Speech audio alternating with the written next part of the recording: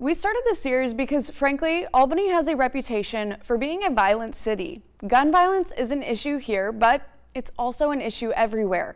More kids are killed in the United States in gun-related incidents than by anything else, more than by car crashes or any health issue. A black child is 5 times more likely to be shot to death in this country than a white child. These are national statistics, but Albany's population is roughly 75% black, so teen gun violence is an Albany problem. There are plenty of people in this community who are talking only about the violence, but we are focusing on solutions and the people who are taking action, trying to create change, and help Albany become more safe. Bishop Frederick Williams looks at crime through the lens of a minister, but he's also impacted as both a father and grandfather. When there is a homicide or there's a mugging or somebody's hurt, the first person they call is church. So a lot of times I'm right on the scene. I have, believe it or not, 11 grandchildren, and 5 are little girls and 5 are little boys. And I'm contemplating, is this the city I want them to grow up in? Because we're not doing enough to make this city safe. I would just like to see neighborhoods come back and community in a sense of belonging, no big guy, little guy, but just everybody striving to make this little city, Albany, can be the best. But we gotta collaborate. Bishop Williams started the Albany Stop the Violence chapter after a tragedy of his own. His sister was murdered in East Albany in 2009. For the past decade, he's led Stop the Violence in Albany, working proactively to mentor, advocate, and break the cycle of gun violence through intervention. When we remove a child from a toxic environment by the age of 12, they're 85% more likely to succeed in life. And I keep that in my mind, not just taking them from their parent, but maybe I have to move the parent from that environment. So sometimes we try to uproot them and put them on a whole nother side of town and give them another group of people and friends. And surprisingly, it works. District Attorney Greg Edwards says his observation of an increase in gun violence among minors is fact, according to the raw numbers. In 2020, there were 11 cases. In 2021, there were 30 cases, more than triple almost the number that had been involved in 2020.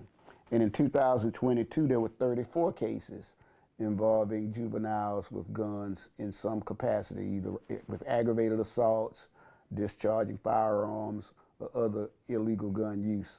So that was a dramatic jump from the earlier stats that we looked at beginning in 2020. Someone else who's been touched by gun violence is Larry McCray Sr.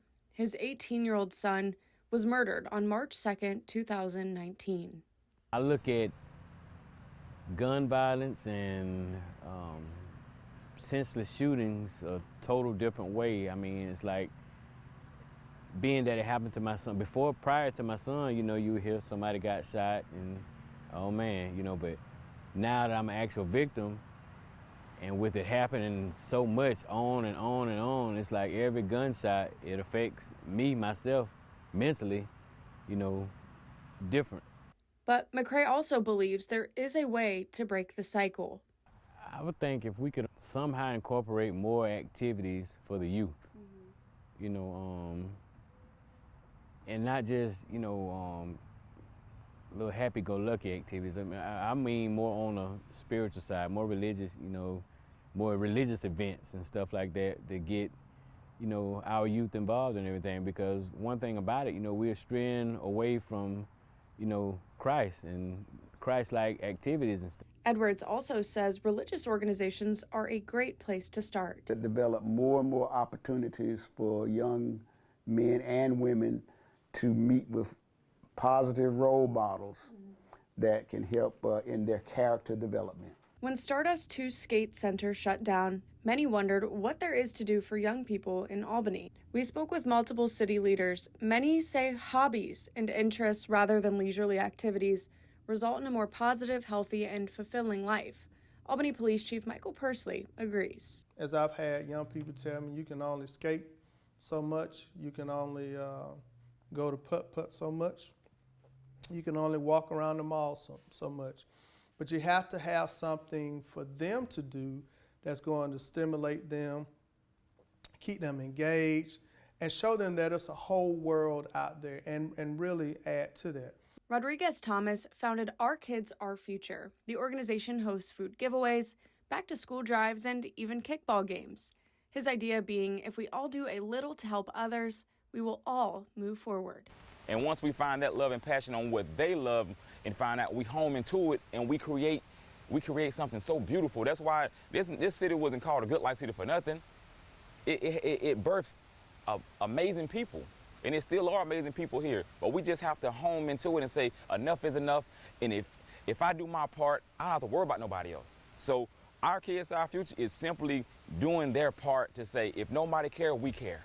For Larry Jr., music was his escape. Albany is so filled with talented, people. My son, was one, and I know he inspired a lot of his friends, to get involved with music. Them going into a studio creating a podcast, or them going into a studio and making music, these kids just need something to utilize their time. And I think a lot of these places don't have anything for these kids to utilize their time. And so I don't mind is a devil's playground. And I think a lot of these kids have nothing but time. Please consider more roles of how could we change it instead of judge it, I was angry than anyone when my sister's life was taken. But looking deep and deeper than his exterior, I saw a little boy who was trapped in a system who would be locked up the rest of his life without parole. But my heart was that he finds God and not been put to death at an early age. And so I encourage everybody to stop saying it's not my problem. It's all of our problem. And if you're in Albany, Georgia, take part of what we're doing. A lot of people think that when we say stop the violence, we're going out in the combat area, and that's not what we're doing.